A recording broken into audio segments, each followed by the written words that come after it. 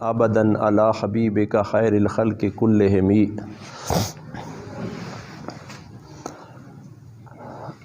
آج جس موضوع پہ ہم نے بات کرنی ہے وہ ہے بچوں کے ساتھ ہمارا رویہ۔ حدیث پاک میں نے پڑھا، نبی پاک صلی اللہ علیہ وآلہ وسلم بچوں کے ساتھ محبت کرتے، اور اس کی ایک ادا میں آپ کو بیان کرتا ہوں۔ لجپال کی اپنی نواسی اماں زینب حضور کی بیٹی رضی اللہ تعالیٰ عنہ، اس وقت ابھی صحابہ کرام لجپال کے پیچھے باجماعت نماز پڑھتے تھے اور سب سے پیچھے خواتین پڑھتی تھیں، اور وہ نواسی صفوں کو درمیان سے چیرتی ہوئی جب آواز آئی نے آقا دو جہاں صلی اللہ علیہ وآلہ وسلم کی، تو وہ چلتی چلتی سیدھی آگے آ کے مصلی پہ کھڑی ہو گئی، اور جب کھڑی ہو گئی تو اس نے ایسے کر دیا۔ تو آقا دو جہاں صلی اللہ علیہ وسلم اس طرح نماز پڑھا رہے تھے، جماعت کروا رہے تھے۔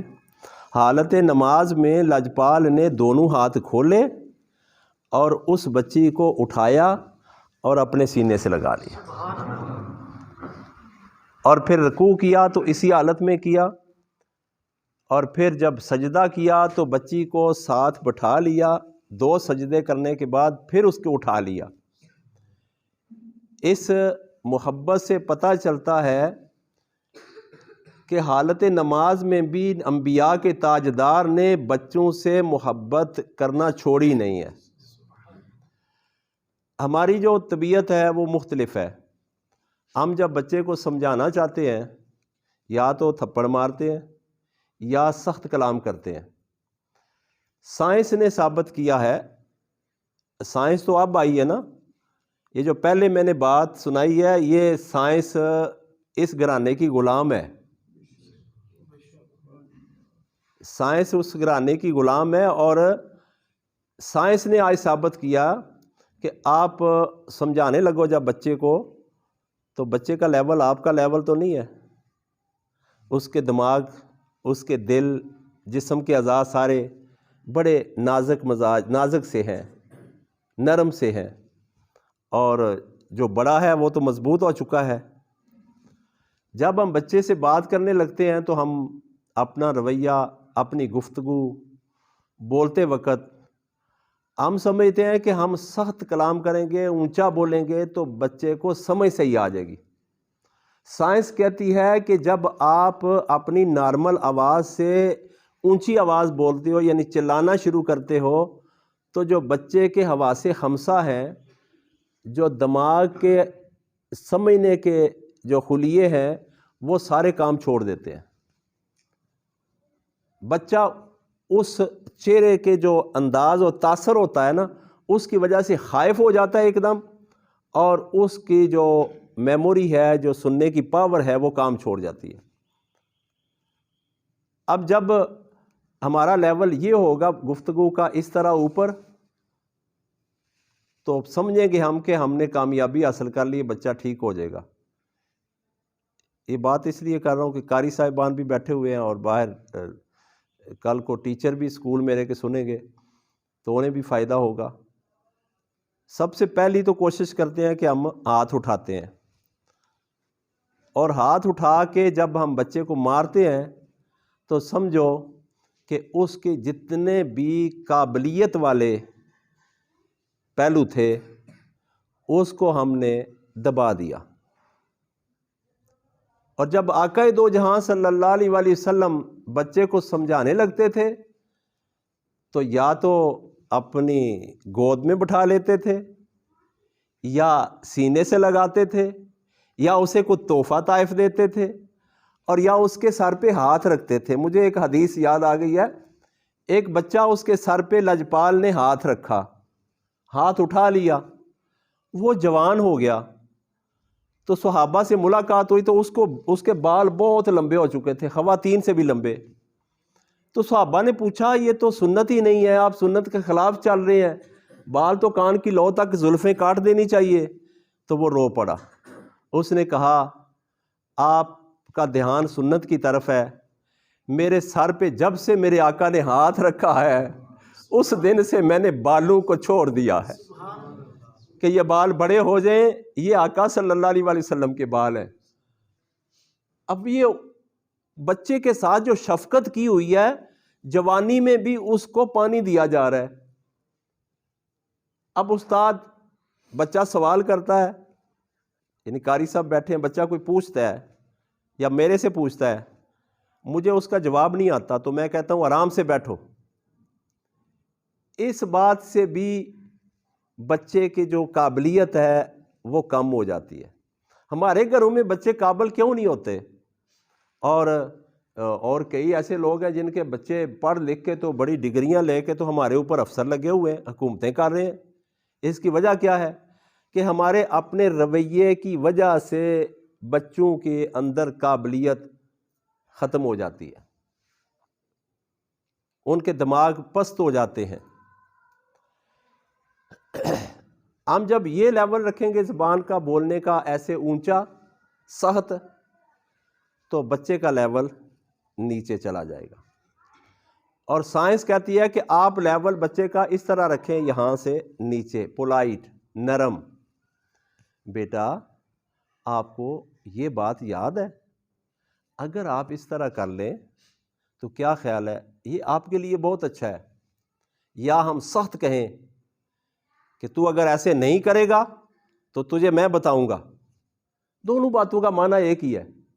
لیکن اس طرح بچے کی ناکامی کی طرف زندگی چلی گئی۔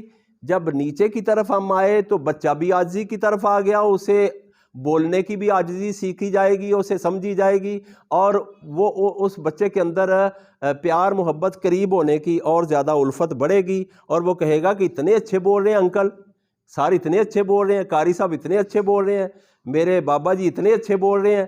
تو کیا ہوگا؟ اس کے اندر ایک تبدیلی آئے گی کہ وہ قریب بیٹھنا شروع کرے گا۔ کبھی دل کرے گا میں پانی پکڑا دوں ان کو، کبھی دل کرے گا کہ ان کا میں مسلح بچھا دوں۔ بغیر اس کی تربیت کے صرف نرم زبان استعمال کرنی ہے تو اس کے اندر خدمت کے جو خوبیاں ہیں وہ اجاگر ہونی شروع ہو جائیں گی۔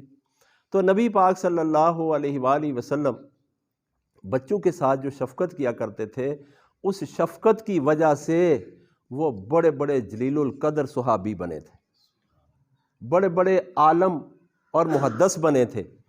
حضرت حسن بصری رضی اللہ تعالیٰ عنہ، آپ لجپال کے گھر میں تھوڑا وقت ان کا گزرا ہے، اور ان کے اعلیٰ ترین وقت کا بادشاہ علماء کا، اور ان کی تقریر سننے کے لیے اس زمانے میں کوئی سمجھنے کے لیے بندہ ہی نہیں تھا، اور وہ آقا دو جہاں صلی اللہ علیہ وآلہ وسلم کے گھر کی اس شفقت کی وجہ سے اتنے بڑے عالم بنے، اتنے بڑے عالم بنے، اور ظاہری بھی اور باطنی بھی۔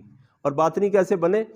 آقا دو جہاں صلی اللہ علیہ وسلم میں پیالے مبارک میں پانی پی کے تھوڑا سا بچا کے رکھا ہوا تھا، تو حسن بصری رضی اللہ تعالیٰ عنہ آئے، ان کو طلب ہوئی پانی کی۔ ان کو پتا تھا کہ یہاں جو بھی میں استعمال کر لوں گا مجھے ڈانٹ نہیں پڑے گی، مجھے مارا نہیں جائے گا، جھڑکا نہیں جائے گا۔ پانی پی لیا۔ آقا دو جہاں صلی اللہ علیہ وسلم تشریف لائے، فرمایا یہ جو میرا بچا ہوا پانی کس نے پیا ہے؟ عرض کی لجپال میں نے پیا ہے، چھوٹے سے تھے۔ فرمایا جس قدر تو نے پانی پیا اس قدر تیرے سینے میں باطنی علوم و فنون کے خزانے چلے گئے۔ اب اس کا جواب کیسے آقا صلی اللہ علیہ وسلم نے دیا کہ جو تو نے میرا استعمال ہوا پانی پیا ہے یہ غلط نہیں کیا، تجھے پتہ نہیں ہے یہ گھر کون سا ہے، تو نے ہاتھ کیوں لگایا؟ نہیں، بلکہ فرمایا یہ تو نے بہت اچھا عمل کیا، اور تو نے جو میرا استعمال ہوا پانی پیا اس میں میرا نور، میری روحانیت شامل تھی اور میرا استعمال ہوا تھا۔ اب اسی قدر آپ کے سینے میں علم کے اور معرفت کے خزانے چلے گئے ہیں۔ اب ان کے اندر خوشی کی انتہا ہو گئی کہ میں نے تو بہت ہی اعلیٰ عمل کر لیا ہے۔ ابھی جب چھوٹے ہوتے ہیں تو اتنا شعور نہیں ہوتا، لیکن نبوت کے گھر کا جو فیض ہے وہ نبوت کے گھر کی کوئی جانور چیز بھی ہو تو وہ بھی عام نہیں ہوتی۔ جیسے یہ ایک علیحدہ موضوع ہے، ایک جس کو ہم گدھا کہتے ہیں، یافور اس کا نام تھا، تو وہ اس نے بھی آقا علیہ الصلوۃ والسلام کا دیدار کر لیا تھا۔ تو جب دیدار کیا تو اندر نور چلا گیا، تو وہ چلا گیا لاجپال کی بارگاہ میں، عرض کی یا آقا صلی اللہ علیہ وسلم مجھے بات کرنے کی اجازت ہے؟ فرمایا جی اجازت ہے۔ عرض کی میں آپ کی خدمت میں اپنے آپ کو پیش کرنا چاہتا ہوں۔ لاجپال نے فرمایا قبول ہے۔ ہم تو بچے کو قبول نہیں کرتے، بڑے کو قبول نہیں کرتے، تو وہ یافور جو جانور تھا جس کو ہم بڑے غلط لفظ سے بولتے ہیں، لاجپال نے کسی کو بلانا ہوتا نا تو فرماتے یافور ابو بکر کو بلاؤ۔ وہ جاتے اور جا کے اپنے خاص انداز سے دروازے کو کھٹکھٹاتے، تو جب ابو بکر صدیق رضی اللہ تعالیٰ کی نگاہ پڑتی تو وہ اس کے ساتھ چلتے، اور بعض جگہ لکھا ہے کہ وہ یہاں سے پکڑ لیتا منہ سے کہ تجھے اس رستے میں ڈالنا ہے جو رستہ نبی پاک صلی اللہ علیہ وسلم کے گھر کو جاتا ہے، میں ان کے لیے آپ کو بلانے آیا ہوں۔ یہ تھی آقا صلی اللہ علیہ وسلم کی شفقت اور محبت، اور جو بچے کے ساتھ پیار ہے اس کی وجہ سے ہماری مسجد میں بچے بے شمار آتے ہیں، اور وہ کس وجہ سے آتے ہیں کہ میں ان سے پیار کرتا ہوں۔ ہمارے اندر یہاں ایک چیز مشہور ہے کہ ایک بچہ کسی کو تھپڑ مارتا ہے تو میں اس کو ڈانٹتا نہیں ہوں، قاری صاحب کو پتہ ہے، میں اسے کہتا ہوں بیٹا یہ آپ کا تھپڑ مارنے کا 100 روپیہ انعام ہے۔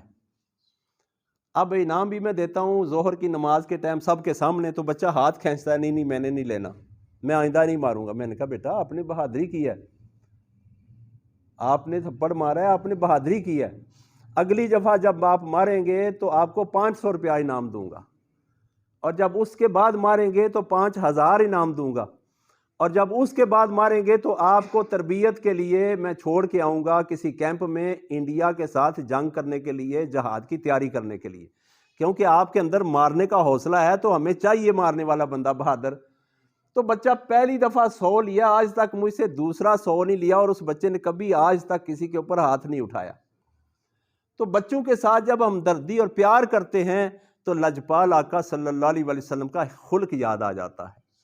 تو ہمیں چاہیے کہ ہم بچوں کے ساتھ محبت کریں، اور بچوں کو کامیاب کروانے کے لیے پڑھائی میں، اسکول میں، درس میں، مسجد میں جتنا ان سے پیار کریں گے، اپنے آپ کو دبائیں گے، غصے کو دبائیں گے، اتنا ہی بچے کے اندر کوالٹی زیادہ ہوگی، اس کے اندر پھیلنے پھولنے کی اور نشو و نما زیادہ ہوگی، اور اتنا ہی وہ بڑا ہو کے اس قوم کی خدمت کرے گا۔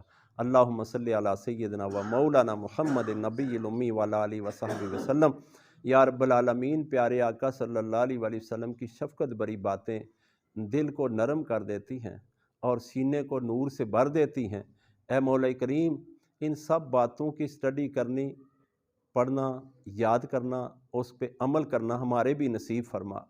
یا اللہ پاک، معاشرے کے رویے میں ہم محو ہیں، اور یہ رویہ اتنا سخت ہے کہ ہمیں شریعت کے اوپر بھی عمل کرنے سے روکتا ہے۔